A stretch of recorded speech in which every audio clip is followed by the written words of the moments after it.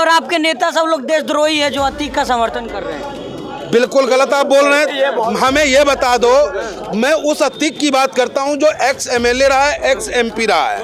भाग रहे उत्तर प्रदेश में। अगर गुंडे भाग रहे होते तो योगी जी अपनी सुरक्षा में कर्मचारी सुरक्षा क्यों बढ़ा रहे अपनी? जब योगी जी यूपी को, उत्तर प्रदेश को माफिया राज खत्म करना चाहते हैं तो अपनी सुरक्षा क्यों बढ़ा रहे हैं? आम आदमी की तरह अकेला घूम के दिखाएं। इससे कोई प्रेम नहीं है, ये सिर्फ महिलाओं को बेवकूफ बनाने का काम कर रहे हैं। एक तरफ हमें फ्री राशन देते हैं और दूसरी तरफ हमारा सिलेंडर 1200 रुपए का कर देते हैं। यहाँ का राज उत्तर प्रदेश खत्म हो रहा है, खुश नहीं? राज उत्तर प्रदेश में खत्म नहीं हो रहा, बढ़ रहा है। अतीक जैसे आदमी को खुलेआम गोली मार देते हैं पुलिस के संरक्षण में। ये क्या है? ये गुंडा राज बढ़ रहा है, घट रहा है। अतीक हम मानते क्रिमिनल था। क्रिमिनल का जो इलाज होना चाहिए वो सरकार करेगी, जो उसका संविधान होना चाहिए। नहीं, वो इलाज नहीं होता, वो सरासर गुंडागर्दी है। भारतीय जनता पार्टी के नेता अपने बेटा को तो ऑक्सफोर्ड यूनिवर्सिटी में शिक्षा दिलाने का काम करेंगे और हम गरीब हिंदुओं के बच्चों को हाथ में तलवार देने का काम करेंगे और कट्टा देने का काम करेंगे। अतीक के मुद्दे को लेकर देखिए, अतीक के मुद्दे को भुनाना मेरा फितरत नहीं है। ये नहीं आपके नेता तो उसी में बात कर रहे हैं। ओवैसी साहब ये कह रहे हैं कि एक तरफ आनंद मोहन अगर वो क्षत्रिय है तो उसे रिहा कर दिया, कोई बात नहीं। एक तरफ साहबुद्दीन उसे रिहा करती है, यही सरकार होती है और यही सरकार जाकर के सुप्रीम कोर्ट में पीएल दायर करके उसे पुनः जेल भेजने का काम करती है। और दूसरी तरफ आखिर अतीक अहमद की हत्या पुलिस अभिरक्षा में क्यों? क्या पुलिस का इकबाल खत्म हो गया? सरकार नहीं रही? क्या गुंडागर्दी बढ़ गई? क्या कीचड़ को साफ करने के लिए कीचड़ की आवश्यकता है या कीचड़ को धोने के लिए पानी की आवश्यकता है? आप एक हत्यारे को समाप्त करने के लिए दूसरा नया हत्यारा पैदा करोगे, ये कहाँ का रूल है साहब? लेकिन टी राजा तो कह रहे हैं कि आप और आपके नेता सब लोग देशद्रोही है जो अतीक का समर्थन कर रहे हैं। बिल्कुल गलत आप बोल रहे हैं। हमें ये बता दो, मैं उस अतीक की बात करता हूं जो एक्स एमएलए रहा है, एक्स एमपी रहा है। ठीक है कि उस पर मुकदमे दर्ज हुए, लेकिन उसको सजा कौन देगा? सरकार का बुलडोजर, सरकार के गुंडे या देश की अदालत? मैं आपसे सवाल पूछना चाहता हूं। मामले के बाद कहा जा रहा है भाजपा की 45% और ज्यादा बहुमत होगी, लोग पसंद करने लग गए। मैं आपके माध्यम से कहना चाहता हूं उन लोगों को जो खुश हैं, जो अतीक की हत्या पे खुश हैं, उनसे मैं कहना चाहता हूं मेरे साथियों, एक आतंकवाद को खत्म करने के लिए, एक बदमाश को खत्म करने के लिए दूसरे बदमाश को तैयार करना कहीं न कहीं ये हमारे समाज के लिए घातक है। और ये भारतीय जनता पार्टी के नेता अपने बेटा को तो ऑक्सफोर्ड यूनिवर्सिटी में शिक्षा दिलाने का काम करेंगे और हम गरीब हिंदुओं के बच्चों को हाथ में तलवार देने का काम करेंगे और कट्टा देने का काम करेंगे। उससे बचना होगा। कहा जा रहा है कि भैया ये चुनाव आने वाले थे, इसीलिए शायद ये वाला बुनाया गया है। देखिए, विपक्ष कह रहा है कहीं कोई अगर गड़बड़ी है तो पता करो किसी राज्य में चुनाव तो नहीं है। ये एजेंडा भारतीय जनता पार्टी का है और हमारा एजेंडा ये नहीं है। हमारा एजेंडा साफ सुथरा है। भारतीय जनता पार्टी और अदर पार्टी नफरत और भ्रष्टाचार की राजनीति करती है और बैरिस्टर असदुद्दीन ओवैसी साहब ऑल इंडिया मजलिस इत्तेहादुल मुस्लिमीन मोहब्बत और प्यार का पैगाम लेकर के संविधान को बचाने के लिए सड़कों पे आई है। जी, मुस्लिमों का लीडरशिप क्यों चुभने लगा? नहीं कहीं किस हम तो कह रहे हैं ना कि मुस्लिमों का सिर्फ हमें पार्टी मत बनाइए। अब एमआईएम को मुस्लिमों का लीडरशिप क्यों चुभने लगा? नहीं, चुभने नहीं लगा। आप डायरेक्ट एंगल करते हैं कि हम मुसलमानों की, अरे हम हिंदुस्तान की पार्टी है भाई। संविधान ने हमें वो इजाजत दिया है। आज चुनाव जो हम लड़ रहे हैं तो हमें संविधान के तहत ही तो लड़ रहे हैं, कोई अलग से तो हम चुनाव हमारा नहीं हो पा रहा है। तो आप हमें मुसलमान की पार्टी नहीं कहें, आप हिंदुस्तान की पार्टी कहें। हिंदुस्तान के हर उस कमजोर की आवाज है हम। लेकिन तमाम लोग पार्टी तो छोड़ के कुछ लोग जाने लगे हैं आपकी। देखिए, लोग आएंगे और जाएंगे, लेकिन कारवा बढ़ता है, बढ़ता रहेगा। आप देख ले कि ये गाजियाबाद का कारवा जो है किस ओर करवट लेने वाली है। तो पूरा माहौल है, दिख रहा है मतलब माहौल। हम अभी से क्या बताएं, क्या हमारे दिल में है। 13 तारीख को गाजियाबाद हरा पगड़ी में रंगा नजर आएगा। दोनों समाज है जुड़े हुए हैं। जी, देखिए 12 सीटों पे हम चुनाव लड़ रहे हैं और निश्चित रूप से 12 के 12 हम जीतने जा रहे हैं और मेयर हमारा 100 के 100% जीतने जा रहा है। महिलाओं के वोट को किस तरफ देख रहे हैं? कहा था मोदी जी से ज्यादा प्यार है महिलाओं को। देखिए, जहाँ तक महिलाओं की बात है, महिला के बगैर हम सब अधूरे हैं, है ना।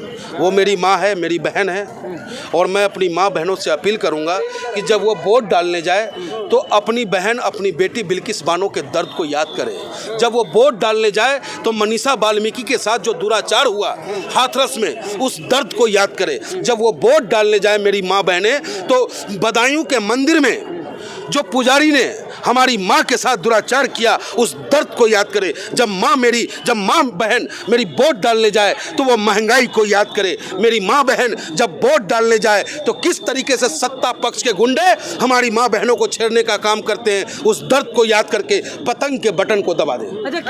महिलाओं का वोट का बात बहुत चल रही है यहाँ पे, और यहाँ पे आंदोलन भी चल रहे हैं, तो कैसे देखते हैं? इस सरकार में खुश नहीं है क्या? नहीं, नहीं, इस सरकार में महिलाएं बिल्कुल भी सुरक्षित नहीं है। जगह जगह महिलाओं के साथ हादसे हो रहे हैं, जो कि बिल्कुल होना गलत है। और भारतीय जनता पार्टी जो उनके साथ वो जो काम करने वाले हैं गलत, उनका समर्थन करने का काम कर रही है, और महिलाओं को कहीं भी ये मतलब पीछे करने का काम कर रही है। महिलाओं का वोट भाजपा की तरफ ज्यादा जाता है, मोदी जी से प्यार है, प्रेम है। नहीं, मोदी जी से कोई प्रेम नहीं है। ये सिर्फ महिलाओं को बेवकूफ़ बनाने का काम कर रहे हैं। एक तरफ हमें फ्री राशन देते हैं और दूसरी तरफ हमारा सिलेंडर 1200 रुपये का कर देते हैं। ये महिलाओं के साथ अत्याचार है। महिलाएं उस रोजगार में, उस आमदनी में कैसे घर चलाएं, ये सिर्फ वो ही जानती है। बेवकूफ़ बनाने का भारतीय जनता पार्टी औरतों को काम कर रही है, जो कि सरासर गलत है। अच्छा, मुद्दा क्या है? जनता के पास क्या मुद्दा लेके जा रहे हैं आप? हिंदू मुसलमान? नहीं। मेरा मुद्दा है गाजियाबाद स्मार्ट सिटी 2014 से बनता आ रहा, अब तक नहीं बना। स्मार्ट सिटी बनाएंगे हम। गाजियाबाद की जनता अगर मेयर हमें देती है, प्राथमिकता पे गाजियाबाद को ओवैसी हॉस्पिटल देने का काम ऑल इंडिया मजलिस इत्तेहादुल मुस्लिमीन करेगा। जो टैक्स के नाम पर जो लूट किया जा रहा है, टैक्स के नाम पर जो नगर निगम द्वारा लूट किया जा रहा है, और उस पैसे को हाई प्रोफाइल क्षेत्रों में खर्च किया जाता है, जबकि मलिन बस्तियां आज भी ऐसी लगती है जैसे कि आज़ाद ही नहीं हुआ है। आप चल के देख सकते हैं, इसके पीछे आप जाकर के देखें, लोग अपने घरों में पानी, नाले का पानी अपने घरों में देखते हैं। इन सबसे निजात दिलाने का जो अभी बात कही थी हमारे नेताजी से कि नगर गाजियाबाद में आप किस मुद्दे पे जा रहे हैं, हम उस मुद्दे पे जा रहे हैं। अगर आप देखेंगे अभी बारिश आ जाएगी तो गाजियाबाद स्विमिंग पूल बन जाएगा। गाजियाबाद स्विमिंग पूल बन जाएगा। यहाँ पे रोडों के अंदर गड्ढे नहीं, गड्ढों के अंदर रोडे हैं। अतीक के मुद्दे उठाए जा रहे हैं। देखिए, अतीक हम मानते क्रिमिनल था। क्रिमिनल का जो इलाज होना चाहिए वो सरकार करेगी, जो उसका संविधान होना चाहिए। नहीं, वो इलाज नहीं होता, वो सरासर गुंडागर्दी है। अगर आप गुंडे को खत्म करने के लिए गुंडागर्दी का सहारा लेंगे, याद रखना अगर संविधान को बीच में रखेंगे नहीं तो आने वाले देश की स्थिति बहुत बद से बदतर होने की काम करेगी। क्योंकि जो हमारे देश में नौजवान हैं वो इस चीज़ से गलत सीख लेंगे, और जब नौजवान भटक जाता है ना तो याद रखना हमारा देश का भविष्य खतरे में। कहा जा रहा है कि जो हमें देशद्रोही कह रहे हैं वो हमारी देशभक्ति को आगे देखें। जो हमें देशद्रोही कह रहे हैं वो हमारी देशभक्ति को आगे देखें। हमारे बच्चे देश के लिए मरने मिटने के लिए तैयार है, सरहदों पर जाने के लिए तैयार है। अरे आप एक बार हमें हाथ तो दे के देखो, हम इंशाल्लाह जान लगा देंगे। देश जब्त होगा कि इस बार जीत रहे हैं आप लोग? हम जमानत जब्त करने के लिए जा रहे हैं। लोगों का? किसका? पार्टियों का, बीजेपी का, सपा का, बसपा का, कांग्रेस का।